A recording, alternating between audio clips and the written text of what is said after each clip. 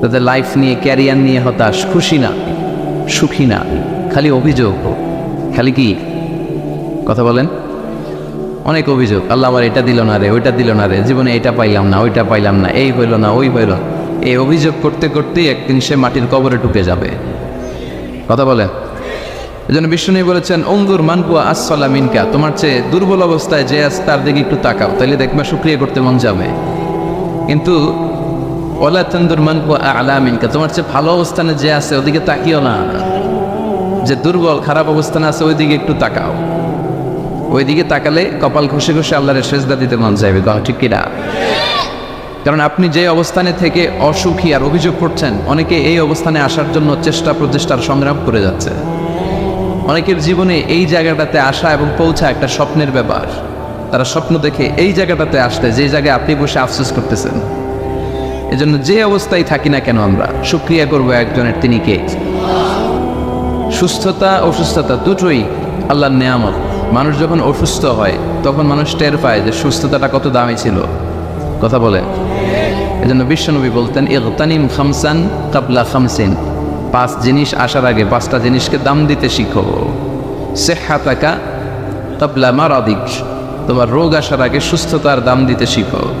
হায়াতাকা কাবলা মাউতিক, মৃত্যু আসার আগে জীবনের দাম দিতে শেখো। ফারাগাকা কাবলা শুগলিক, ব্যস্ত হওয়ার আগে অবসর সময়টাকে মূল্যায়ন করতে শিখো। তারপরে গানাকা কাবলা ফাকরিক, দারিদ্রতা আসার আগে ধনাঢ্যতার মূল্যায়ন করতে শিখো। আমরা অনেক সময় অনেক প্রিভিলেজ, অপরচুনিটি আমরা পাই, কিন্তু এটাকে মূল্যায়ন করতে জানি না। এরকম আছে না নাই? আজকে আমরা এমন একটা সূরা থেকে কথা শুনবো যে সূরাটা সবার মুখস্থ আছে না? সূরাটার নাম শুধু 2-3 জন জান। সবাই বলেন, আরো জোরে বলেন সূরার নাম। সূরাতুল ফাতিহা। ফাতাহা ইয়াফতাহু মানে টু ওপেন, খোলা। ফাতাহা মানে কি? খোলা, টু ওপেন। যেহেতু এই সূরা দিয়ে আল্লাহ কোরআন খুলেছে, যেহেতু এই সূরা দিয়ে আল্লাহ তাআলা কোরআন খুলেছে, এজন্য এই সূরার নাম সূরাতুল ফাতিহা। ইন্ট্রোডাক্টরি সূরা, এটারে বলা হয় প্রিফেস অফ দ্য বুক, কোরআনের ভূমিকা। পুরো কোরআনে আল্লাহ যা বলেছে এটা সংক্ষেপে এই সূরা 7 আয়াতে বলে দিয়েছে। আবার এই 7 আয়াতে আল্লাহ যা বলেছে এটা ব্যাখ্যা করলে পুরো কোরআন হয়ে যায়। এই সূরাটা সবার মুখস্থ আছে না? এটা এমন সূরা, এই সূরা ছাড়া নামাজ হয় না। হয়? আপনাদের এলাকার ইমাম সাহেব যদি সূরা ফাতিহা ছাড়া নামাজ পড়ায় হবে? বাইতুল মুকাররমের ইমাম পড়ালে হবে? তাও হবে না। কাবা ঘরের ইমাম বুঝে শোনা কেন? শাইখ আব্দুর রহমান আস-সুদাইস, উনি কাবা ঘরের সামনে দাঁড়িয়ে সূরা ফাতিহা ছাড়া যদি নামাজ পড়ায় হবে না? বিশ্বনবী নিজেও যদি পড়ায়, কারণ বিশ্বনবী নিজেই বলেছেন, লা সালাতা লিমান লাম ইয়াকরা বিফাতিহাতিল কিতাব, আল্লাহর এই ভূমিকা সূরা দিয়ে যে নামাজের শুরু না করে তার নামাজ হবে না। আবার এই সূরার আরেক নাম দোয়া, দ্য সূরা অফ সাপ্লিকেশন, দোয়ার সূরা। কেমন করে আল্লাহর কাছে চাইবেন, দোয়া করবেন, প্রার্থনার হাতটা বাড়িয়ে দিবেন আর ফরিয়াদ করবেন। এই সূরায় আছে না নাই?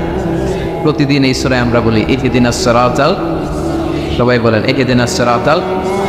ও আল্লাহ, তুমি আমাদেরকে সরল সঠিক পথ দেখাও। আমাদেরকে পথ দেখায় কে?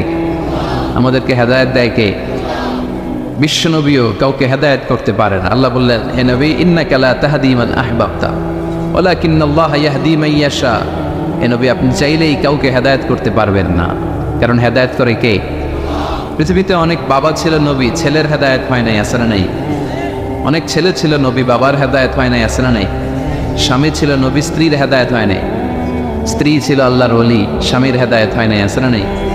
সাইয়েদনা ইব্রাহিম আলাইহিস সালাম আল্লাহর নবী, রাসূল, উলুল আজমি মিনার রাসূল, কিন্তু তার বাবার হেদায়েত হয়েছে? নূহ আলাইহিস সালাম আল্লাহর নবী, ছেলের হেদায়েত হয়েছে? লূত আলাইহিস সালাম আল্লাহর নবী, স্ত্রীর হেদায়েত হয়েছে? আসিয়া, যার কথা আল্লাহ কোরআনে বলেছেন, গোটা বিশ্বের মুমিন নারীদের মডেল বানিয়েছেন আল্লাহ এই ফেরাউনের বউকে, আসিয়াকে। সুবহানাল্লাহ পড়েন। মুমিন নারীদের মডেল কাফেরের বউ, কাফেরের বউ মুমিন নারীদের মডেল। আসিয়া আল্লাহর কাছে এত প্রিয়, প্রিয় ভাজন, কিন্তু ফেরাউনের কপালে হেদায়েত নসিব হয়েছে? হেদায়েত দেয় কে? আমরা যদি পথ হারাই, পথ দেখাবে কে? আমি যদি কোনো দিন পথ ভুলে যাই, হাতছানি দিয়ে কাছে নিও, মমতার বন্ধনে আমায় বেঁধে সব ভুল ক্ষমা করে দিও। আমি যদি কোনদিন পথে ভুলে যাই, হাতছানি দিয়ে কাছে নিও। মমতার বন্ধনে আমায় বেঁধে সব ভুল ক্ষমা করে দিও। পড়ে নামে আমাদের ভুল ক্ষমা করে কে? আল্লাহ বলেন, আমি হচ্ছে গাফিরিয যামব ওয়া কাবিলিত তাওব। আমার কাজ হচ্ছে তওবা কবুল করা আর ক্ষমা করা। শয়তানের কাজ ওয়াসওয়াসা দেওয়া, আমাদের কাজ ভুল করা, আল্লাহর কাজ খালি মাফ করা। কি আল্লাহ আমরা পাইছি, আমরা ভুল করলে সব মাফ করে দেয়। শয়তান আল্লাহর চ্যালেঞ্জ দিয়ে বলে, আল্লাহ তুমি এতগুলো জান্নাত কেন বানালে? তোমার বান্দাগুলো তো জান্নাতে ঢুকতে পারবে না। আল্লাহ বললেন, কেন? শয়তান বলে, আমারও যেহেতু জাহান্নামী বলছো, আমি সবগুলার একসাথে নিয়ে জামাতে জাহান্নামে ঢুকবো। জামাতে সবগুলারে ঢোকাম, আমিও মরুম তোগরও মারুম, আমিও মরো তোগরও মারুম। আল্লাহ বলে, তাই তোর এত সাহস, তুই আমার উপরে কথা বলিস, আমাকে চ্যালেঞ্জ ছুড়ে দিস? আমি তো সব রাজার বড় রাজা, মহারাজা, আমি রাজাদিরাজ, আমি অব্যয় অক্ষয়, আমার কোনো ক্ষয় নাই লয় নাই, আমি সদা জাগ্রত সদা সজাগ শাশ্বত চিরঞ্জীব, আমার উপর দিয়ে কেউ কথা বলার স্পর্ধা দেখায় না, আমার উপরে কোনো কথা নাই। ঠিক আছে, তুই চ্যালেঞ্জ দিলে আমিও চ্যালেঞ্জ দিলাম। তুই আজীবন ওয়াসওয়াসা দিবি, তুই আজীবন বান্দারে দিয়ে গুনাহ করাবি, নামাজ কাজা করাবি, মিথ্যা বলাবি, জিনা করাবি, চুরি করাবি, কিন্তু কোনো এক তাফসির মাহফিলে এসে মনটা প্রাণটা দিয়ে যখন তাফসির বুঝে হৃদয়টা গলে চোখের পানি ছেড়ে আমার বান্দা আমার কাছে ক্ষমা চাইবে, আমি সব গুনাহ মাফ করে দেব, তখন তুই কি করবি? আমি মাফ করব, তুই কি করবি? সুবহানাল্লাহ বলবেন না? ওই আল্লাহর উপর ভরসা লাগে? হ্যাঁ, থাকবে একজনের উপর, তিনি কে? অন্য কারো উপর ভরসা করেন না ভাইয়ারা। পীর সাহেবের উপর কোনো ভরসা নাই, বড় হুজুরের উপরে কোনো ভরসা নাই, কোনো নবীর উপর কোনো ভরসা নাই, কোনো অলির উপর কোনো ভরসা নাই। আমাদের ভরসা আমাদের আল্লাহর উপর। চিল্লায় বলে ঠিকিরা। মান নুকিশা উযিবা, যার হিসাব নিকাশ নেওয়া হবে তার ধ্বংস। আল্লাহ যদি হিসাব চায় যে কেন করলি, এত নেয়ামত দিলাম, আমার ডাকলি না কেন, আমার পথে চললি না কেন, হকের আন্দোলনে নামলি না কেন, কোরআনের আন্দোলনে শরীক হলি না কেন, আল্লাহ যদি ধরে বসে আমাদের কোনো উত্তর থাকবে? কথা বলে। আল্লাহ যদি বিচার করতে বসে আমাদের কোনো পালাবার উপায় নাই, যদি আল্লাহ দয়া করে মাফ করে দেয়, তাইলে কেল্লা ফতে। কথা কর। এজন্য ওই আল্লাহর সাথে একটা সম্পর্কের দরকার আছে না নাই? এজন্য আমরা আল্লাহর কাছে বিচার টিচার চাই না, আমরা দয়া চাই। কি চাই? রোজ হাসরে আল্লাহ আমার করোনা বিচার, আল্লাহ করোনা বিচার। পড়েন আমিন। বিচার চাহি না তব দয়া চাহে, এ গুনাহগার আল্লাহ করোনা বিচার। ঠিক না? বিচার চাই, আমরা রবের কাছে দয়া চাই, কারণ তার দয়ার কোনো শেষ নাই। ঠিক না? এজন্য সূরাতুল ফাতিহা এমন সূরা, যে সূরা না পড়লে কারো নামাজ হবে না। হবে? এই সূরা হচ্ছে সূরাতুদ দুআ, দোয়ার সূরা। আবার এই সূরা হচ্ছে সূরাতুশ শিফা, শিফার সূরা। অসুস্থ ব্যক্তির এই সূরা পড়ে ফু দিলে সুস্থ করে কে? বিশ্বাস হয়? সূরা ফাতিহা পড়ে আপনি ফু দিবেন, দেখবেন স্বাস্থ্যটা ভালো হয়ে গেছে। আলহামদুলিল্লাহ করবেন না? যত বড় ধরনের রোগ হোক, আপনি যদি ফু দেওয়ার মতো ফু দিতে পারেন, আপনারা সুস্থ করে দিবে কে? তবে ঈমানটা পাকা হইতে হবে, আল্লাহর উপর বিশ্বাস থাকতে হবে। বিশ্বনবী সূরা ফাতিহা পড়ে রুকিয়া করতেন, ঝাড়ফুঁক। আমরা এখন তাবিজ ঝুলাই। কি ঝুলাই? বিশ্বনবী বললেন, যে তাবিজ ঝুলায় সে শীত করলো। যদি তাবিজে উল্টাপাল্টা জিনিস থাকে, কোরআনের আয়াত দিয়ে তাবিজ দিলে এটা নিয়ে ইখতিলাফ আছে। কেউ বলে এটা জায়েজ, যেহেতু কোরআনের আয়াত, কিন্তু অন্যান্য স্কলাররা বলে না, এটাও জায়েজ নাই, কারণ বিশ্বনবী আর সাহাবারা তো করে নাই। কথা বলেন। বিশ্বনবী সাহাবা যেই পথ আমাদেরকে দেখিয়েছেন, এর চেয়ে শ্রেষ্ঠ পথ হতে পারে? সাহাবারা বিশ্বনবী সাল্লাল্লাহু আলাইহি ওয়াসাল্লাম তাবিজ দেখলে ছিঁড়ে ফেলতেন। আপনি সৌদি আরবে, কাতার, কুয়েতে গেলে দেখবেন যে সৌদি আরবে ওমরা করতে ঢুকলে এরকম তাবিজ আতায়, যে তাবিজ টাবিজ পাওয়া যায় কিনা, পাইলে সব ছিঁড়ে ফেলবে। এই জন্য তাবিজ পড়া যাবে, রুকিয়া করবে। বাচ্চা অসুস্থ, সূরা ফাতিহা পড়ে ফু দেন, সূরা ইখলাস, সূরা ফালাক, সূরা নাস, এই 3 কুল পড়ে হাতে ফু দেন। মাথা থেকে শুরু করে হাত পাশে করতে করতে পা পর্যন্ত এভাবে মাসে করে। আপনাকে সুস্থ রাখবে কে? ব্ল্যাক ম্যাজিক থেকে হেফাজত করবে কে? ইহুদিদের এক মিত্র, নাম লাবিদ ইবনুল আসা। সে বিশ্বনবীর জাদুটোনা করেছিল, বান মেরেছে, ব্ল্যাক ম্যাজিক। ওই জাদুটোনার প্রভাবে বিশ্বনবী সাল্লাল্লাহু আলাইহি ওয়াসাল্লাম অসুস্থ হয়েছিলেন, কোনো বর্ণনায় 4 মাস, কোনো বর্ণনায় 6 মাস। আমার নবীর এক হাতে জান্নাতি 40 জনের শক্তি ছিল। এত শক্তি থাকা সত্ত্বেও এই 4 মাসে তিনি স্ত্রীদের সাথে ফিজিক্যাল ইন্টারকোর্স করতে পারতেন, ফিজিক্যাল ইন্টিমেসিতে যেতে পারতেন না, মাথা ঘোরাতো। এমন ব্ল্যাক ম্যাজিক করেছে, এমন জাদুটোনা করেছে বিশ্বনবীকে। এই 4 মাস 6 মাস অসুস্থ থাকার পরেও বিশ্বনবীকে তাবিজ লাগিয়েছেন। কথা কও। বিশ্বনবী সূরা ফালাক আর সূরা নাস পরে নিজের গায়ে ফু দিয়েছেন, সুস্থ করে দিল কে? এই জন্য এই সূরার নাম সূরাতুর রুকিয়া, সূরাতুশ শিফা। কোরআনের ভিতরে শিফা আছে না নেই? وَنُنَزِّلُ مِنَ الْقُرْآنِ مَا هُوَ شِفَاءٌ وَرَحْمَةٌ لِلْمُؤْمِنِينَ وَلَا يَزِيدُ الظَّالِمِينَ إِلَّا خَسَارًا। আল্লাহ বললেন এই কোরআনের ভেতরে আমি শিফা দিলাম। এই কোরআন পরে অসুস্থ ব্যক্তির গায়ে যদি ফু দাও, সুস্থ করে দিবে কে? বিশ্বনবীর সাহাবারা আবু সাঈদ আল খুদরি রাদিয়াল্লাহু তাআলা আনহুর নেতৃত্বে এক সফরে বেরোলেন। উনি সফরে যেয়ে দেখলেন মরুভূমির মাঝখানে কিছু লোক একজন শুয়ে থাকা লোকের সামনে বসে বসে ঝাড়ফুঁক করতেছে, মন্ত্র এগুলো পড়তেছে।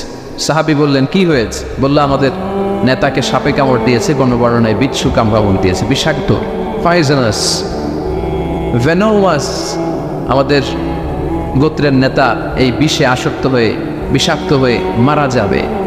সাহাবারা দেখলেন সবাই বসে উল্টা পাল্টা মন্ত্র পড়তেছে, সুমন্তর সুকালিকুত্তার গুণ। প্রায় দেখবেন যে মন্ত্রতন্ত্র যে বানায় ফালতু কথাবার্তা শব্দ দিয়ে, এগুলো দিয়ে কেউ সুস্থ হয়? এই তাবিজ ঝুলায় রাখলে সুস্থ হয়? অনেক বাচ্চার হাতে 3টা, ডান হাতে বা হাতে 4টা, গলায় 5টা, কোমরে 6টা, এগুলোর ওজনে পোলা রাখতে পারে না। তো এমনি মরা হবে, মরা ধরা। ছেলে মেয়েদেরকে কষ্ট সহিষ্ণু করে গড়ে তুলবেন, ননির পুতুল বানাবেন না। ছেলে মেয়েদেরকে বিশ্বনবী বলেছেন সাঁতার শিখাও, আল্লিমু সিবিয়ানাকুম সিবাহা। কি শিখাও? সাঁতার। অনেকেই সাঁতার জানা। ছেলেদেরকে জমিনে কিভাবে হাঁটতে হয়, আব্বু আব্বু হাঁটো বলে আপনি হাঁটা শিখান, তো পানিতে বললে কি করবেন? হ্যাঁ, ওইটাও শিখাবে। আর রিমায়া কিভাবে তীর মারতে হয় এটা শিখাও। তীর মারা আগে ছিল, এখন তীর নাই, এখন কিভাবে বন্দুক মারতে হয় শিখাবেন। কথা কক। ইসলামের প্রয়োজনে যুদ্ধ রাখলে এরকম যুদ্ধাবাজ আমাদের দরকার আছে না নাই? আমরা যে যুদ্ধ আমরা ভুললেই গেছি, খাইতে খাইতে ঘুমাইতে ঘুমাইতে ফার্মের মুরগি। কথা কন। ফিজিক্যাল ফিটনেস নাই। বিশ্বনবী ফিট ছিলেন, অলওয়েজ কিপ ফিট। বিশ্বনবী পরিশ্রম করতেন, ঘাম ঝরা পরিশ্রম। যাদের কাজগুলো পরিশ্রম কেন্দ্রিক না তারা এক্সারসাইজ করবে। বিশ্বনবী প্রতি শনিবার মসজিদে নববী থেকে সকালে হেঁটে হেঁটে 5 কিলোমিটার দূরে একটা মসজিদ আছে, মসজিদ দুল কেবলা চাইন না, মসজিদে কোবা।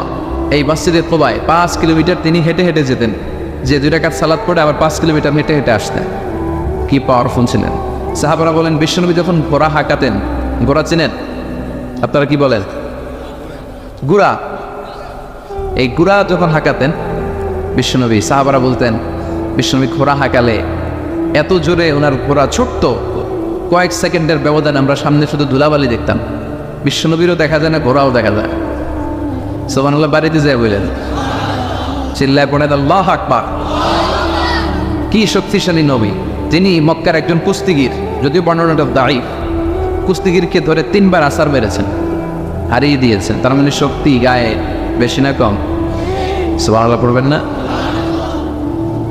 তো এই সুমন্তর সুকালিকুত্তার গু, এগুলো দিয়ে কেউ সুস্থ হতে পারে। সুস্থ হতে হলে কার নাম লাগে? সুস্থ করে কে? অসুস্থ করে কে? তার নামটা লাগে। তার নামে পড়ে ফু দিবেন। ইউরোপে আমেরিকাতে অনেক জায়গায় রুকিয়া সেন্টার আছে। কি সেন্টার? আমগো বাংলাদেশে আছে কবিরাজ সেন্টার, তাবিজ সেন্টার, বন্ডাবির সেন্টার। ওখানে যারা ইসলাম প্র্যাকটিস করে, খালেজ ইসলাম প্র্যাকটিস করে, রুকিয়া সেন্টার। এই রুকিয়া সেন্টারে কোরআন সুন্নাহর আলোকে যে দোয়াগুলো পড়লে মানুষ সুস্থ থাকবে এগুলো শেখানো হয়। হাসান হুসাইন রাদিয়াল্লাহু তাআলা আনহুমা বিশ্বনবীর দৌহিত্র, নাতি, সাইয়্যিদা শাবাব আহলিল জান্নাহ। জান্নাতে পুরুষরা যাবে, যারা ঢুকবে এদের নেতা হবে হাসান আর হুসাইন। বিশ্বনবী বলতেন এই 2জন আমার রাইহানাতাইন। ওদের দেহের সাথে মাথা লাগিয়ে বিশ্বনবী ঘ্রাণ নিতেন, বলতেন এরা আমার পৃথিবীতে সুগন্ধি আর পারফিউম। সুবহানাল্লাহ। এত ভালোবাসতেন, তাদের গায়ের এমন কোনো জায়গা নাই যে জায়গায় বিশ্বনবী চুমা দেয় নাই। এই হাসান হোসেন অসুস্থ হলে বিশ্বনবী তাবিজ পড়াইছে? কথা কোক্কা পড়াইছে? বিশ্বনবী একটা স্পেশাল দোয়া পড়তেন, যাদের রেকর্ড চলতেছে রেকর্ড করে নেন। হাসান হোসেনকে এই দোয়াটা পড়ে ফু দিতেন, আউযু বিকালিমাতিল্লাহি তাম্মা মিন কুল্লি শাইতানিন ওয়া হাম্মা ওয়া মিন কুল্লি আইনিন লাম্মা। আই রিপিট, আমি আবার বলছি, তিনি পড়তেন আউযু বিকালিমাতিল্লাহি তাম্মা মিন কুল্লি শাইতানিন ওয়া হাম্মা ওয়া মিন কুল্লি আইনিন লাম্মা। এগুলো পড়ে ফু দিতেন। এই রুকিয়া সেন্টারগুলোতে গেলে এগুলো পাওয়া যায়। এজন্য বাংলাদেশে কবিরাজ সেন্টার বাদ দেন, এই ভণ্ডামের সেন্টার বাদ দিয়ে আপনারা ঝাড়ফুঁক করবেন। ঝাড়ফুঁকে বরকত আছে না নেই?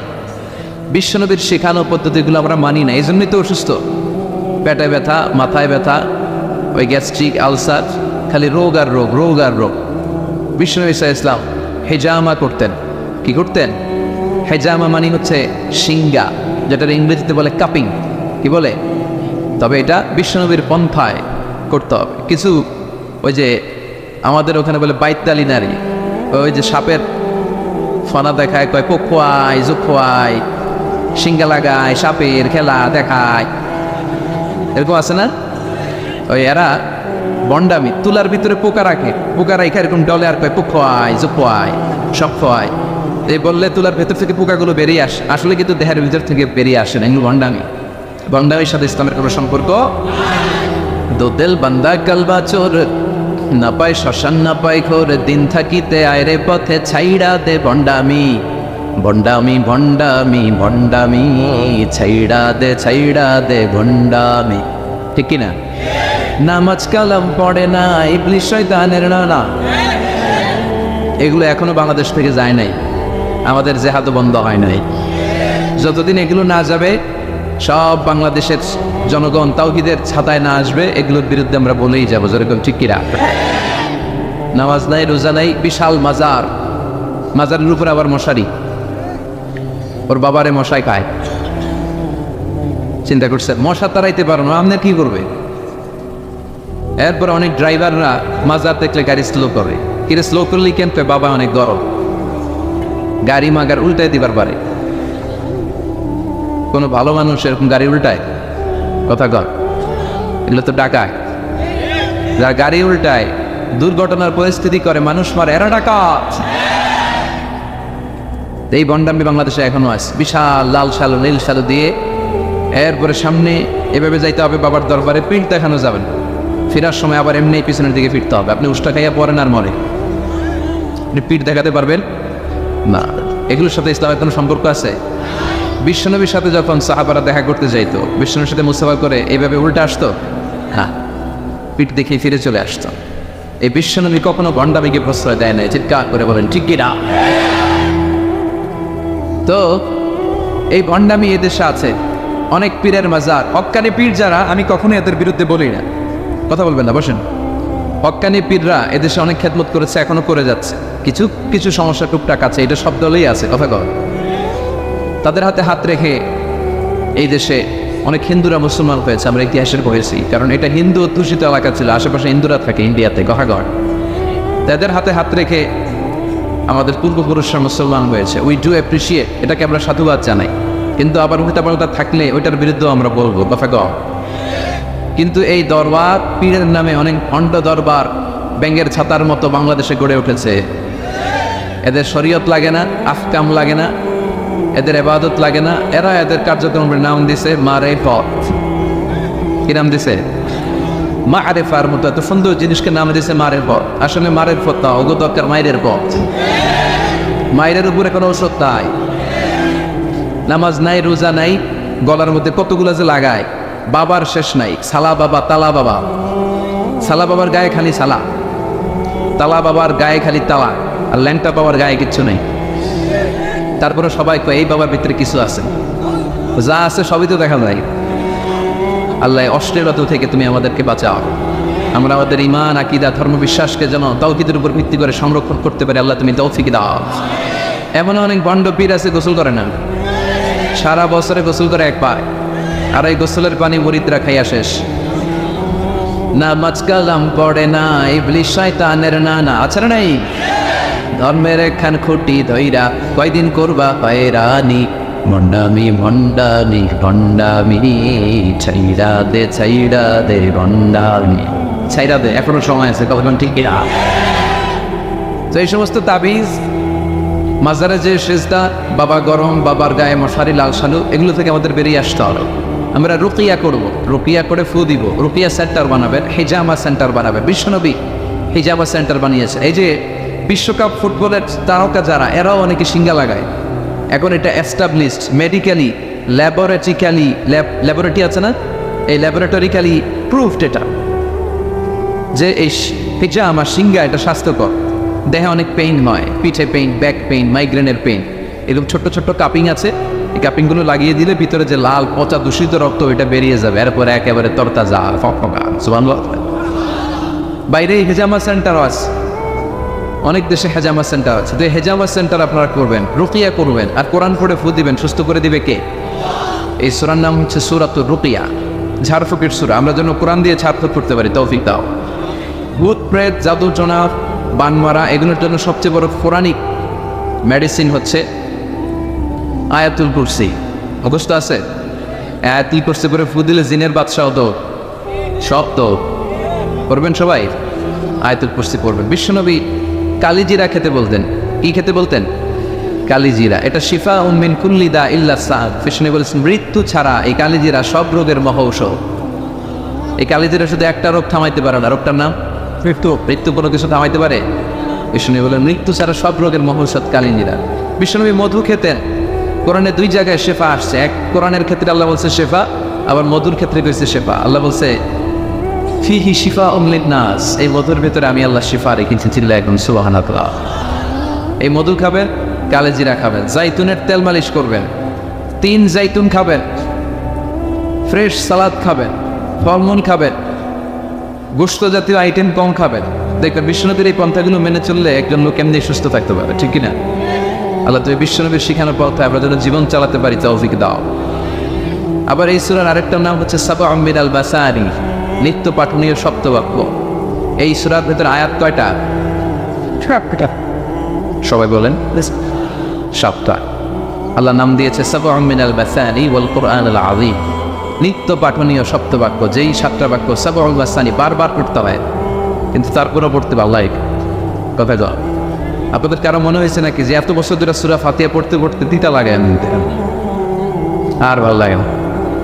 লা তুহসা আজাইবুহু ওয়ালা তাবলা গারাইবুহু। কোরআনের আশ্চর্যান্বিতার শেষ নাই। এই কোরআন কোনোদিন পুরাতন হয় না, চির নতুন, চির যৌবন, এভারগ্রিন। সুবহানাল্লাহ পড়েন। সেই সূরাতুল ফাতিহা আমাদের প্রত্যেকের মুখস্থ। আল্লাহ 7টা আয়াত দিয়ে আমাদেরকে শিখালেন কেমন করে আল্লাহর প্রশংসা করতে হয়, কেমন করে নিজের পরিচয় আল্লাহর কাছে উপস্থাপন করতে হয়, এরপর কেমন করে আল্লাহর কাছে দোয়া করতে হয়। এজন্য সূরা ফাতিহা আল্লাহ কি বললেন, মাতৃভাষা, এটার অর্থ জানার দরকার আছে না নেই? পড়েন আউযু বিল্লাহি মিনাশ শাইতানির রাজিম, বিসমিল্লাহির রহমানির রহিম, আলহামদুলিল্লাহি রাব্বিল আলামিন। সুবহানাল্লাহ পড়েন। আলহামদুলিল্লাহি রাব্বিল আলামিন, সকল প্রশংসার মালিক কে? হামদুন মানি প্রশংসা, হামদুন মানি এর সাথে আলিফ লাম লাগালে হয় সকল প্রশংসা। প্রশংসার যত ডিজাইন হতে পারে, ক্যাটাগরি হতে পারে, যত রূপ হতে পারে, সব প্রশংসার মালিক একজন, তিনি কে? কোনো ফাসিকের প্রশংসা করলে আল্লাহ রেগে যায়। আমরা অনেক সময় বাধ্য হয়ে অনেক ফাসিকের প্রশংসা করি, আসে না? বিশ্বনবী বললেন ওয়াকানা যাইমুল কওমি আরজালাহুম, কিয়ামতের আগে সমাজের নেতৃত্ব স্থানীয় যারা চলে যাবে এরা হবে সবচেয়ে বদমাশ, সবচেয়ে বাটপার। চিল্লা একদম ঠিক কিনা? তবে আমি জেনারেলাইজ করছি না, সব এলাকার নেতারা এরকম নয়, অনেক এলাকায় অনেক ভালো আছে। তো যারা ইসলামের পক্ষে না, যাদের মধ্যে ইসলাম নাই, যারা ডাকাত, সন্ত্রাস, চাঁদাবাজ, দুর্নীতিবাজ, এদের প্রশংসা যদি করা হয় আল্লাহ বলে আল্লাহর আরশ কেঁপে যায়। এদের মধ্যে ফাসিক গাদিবার ওয়াহতাসালাহুল আরশ, যখন ফাসিকের প্রশংসা করা হয় আল্লাহ রেগে যায়, আর আল্লাহ আরশটা ফাঁপা করে কাঁপে। আর ফাসিকের জন্য প্রশংসা নয়, প্রশংসা হয় সুন্দরের জন্য। সবচেয়ে সুন্দর কে? আনিয়া সুন্দর, মানুষ সুন্দর, আসমান সুন্দর, জামিন সুন্দর, সুন্দরে সুন্দরে পাল্লা, জানি না কত সুন্দর তুমি আল্লাহ, জানি না কত সুন্দর তুমি আল্লাহ। সুবহানাল্লাহ পড়ে। আল্লাহ যে কত সুন্দর এটা আমরা জান্নাতে যেয়ে দেখব ইনশাআল্লাহ। করবেন না? উজুহু ইয়াউমাইযিন নাযিরা ইলা রাব্বিহা নাযিরা। আল্লাহ বললেন সেদিন সব পাগলের মতো আমার দিকে তাকিয়ে থাকবা। বিশ্বনবী বললেন ইন্নাকুম সাতারাউনা রাব্বাকুম আয়ানান কামা তারাউনা হাযাল কমার। এই পূর্ণিমার চাঁদকে তোমরা যেভাবে দেখো আল্লাহর ওই দিন ঠিক এইভাবে চাক্ষুষ নিজ চোখে দেখবা। জান্নাতীদেরকে আল্লাহ বলবেন, ও জান্নাতীরা, নাজ নেয়ামত তোমাদেরকে যা দেওয়ার ওয়াদা দিয়েছিলাম সব পেয়েছো কি? সবাই বলে পেয়েছে। একজন কয় পাই নাই। কিরে কি পাস নাই? কয় আপনার এই পাই নাই। সব পাইছে, আপনারে পাই নাই। সুবহানাল্লাহ পড়ে। আল্লাহ বলবেন ঠিক আছে বস, আমারেও পাবেন। তখন আল্লাহ ওনার এই গুপ্ত সৌন্দর্য, এই রহস্যের ভান্ডার, ওনার সৌন্দর্যের আলোকচ্ছটা জান্নাতীদের কাছে প্রকাশ করে দিবেন। তার মানে আমরা সেদিন আল্লাহকে দেখব।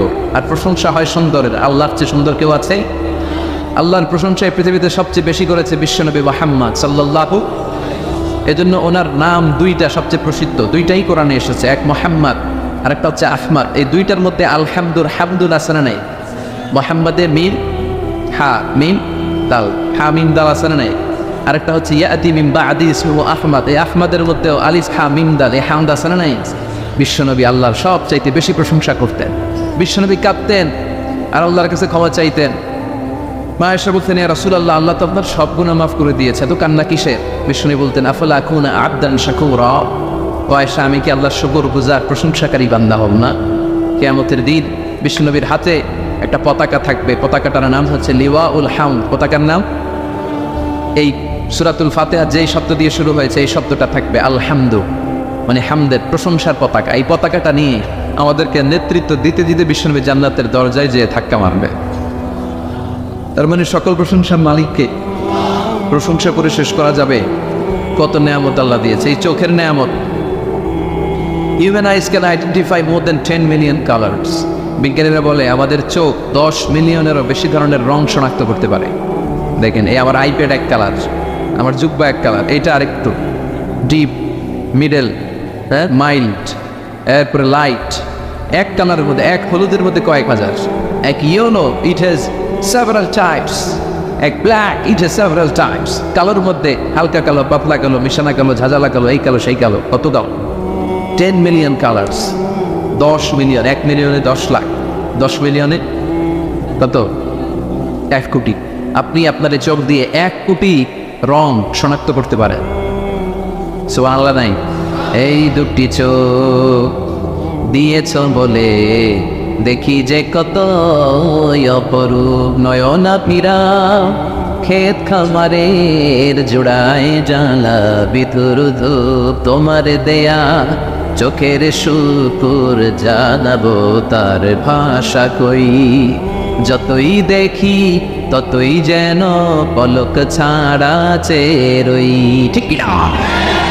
যত দেখি, যত দূর যায় আমার দৃষ্টি, ততই দেখেছি তার সৃষ্টি। ঠিক না? তার সৃষ্টি, তার নেয়ামত, তার সৌন্দর্যের কোনো শেষ নাই, কোনো শেষ নাই। এজন্য আল্লাহর প্রিয় বান্দারা সবসময় প্রশংসা করে কার? আল্লাহর প্রশংসা করে শেষ করা যাবে? আল্লাহ প্রশংসাকারীদের ভালোবাসে না? ভালোবাসে না? আসল মানুষ তো তারাই যারা সবসময় শুকরিয়া করে। এরাই মানুষ। এরাই কি 32টা কষ্ট ভেতরে চাপা রেখে 32 দাঁত দেখিয়ে আলহামদুলিল্লাহ বলে শুকর গুজার পাওয়ার মানুষ। ঠিক কিনা? সকল ব্যথারে বোঝা বইতে পারে, সব জ্বালা যাতনাও পারে। বিপদ আপদ এলে আল্লাহকে ডাকে, তার দয়া করুণায় ভরসা রাখে। হারায় না মোষ, সেই তো মানুষ, সেই তো মানুষ। ঠিক না? সব মুহূর্তে সে ভরসা রাখে একজনের উপর। তিনি কে?